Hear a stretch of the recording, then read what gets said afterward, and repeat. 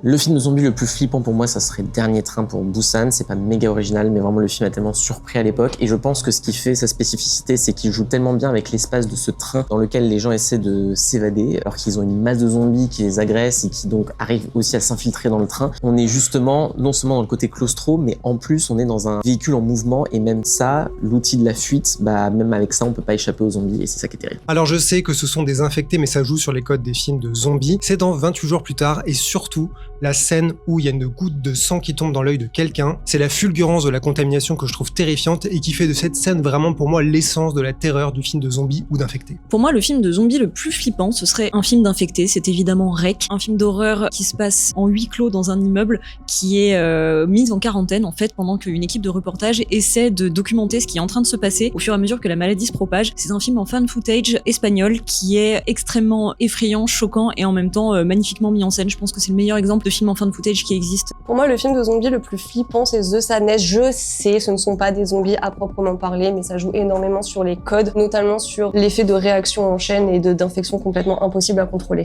Le film de zombie le plus flippant, c'est peut-être même pas un film de zombie pour moi, je dirais que c'est peut-être Frisson de David Cronenberg, où il joue vraiment avec les codes du genre, cette histoire d'infection qui rend les gens complètement obsédés du sexe. Je trouve que c'est assez flippant sur ce côté-là, même si le film est très drôle en lui-même. Le film de zombie le plus flippant, je dirais peut-être L'Au-delà, ou plus généralement toute la filmographie de ce cher Lucio Fulci, qui moi m'angoisse pas mal, non pas parce que c'est vraiment plein de jumpscares, etc., mais parce qu'il a une fascination pour la pourriture, on va dire, qui me met personnellement dans un profond malaise et qui m'angoisse profondément.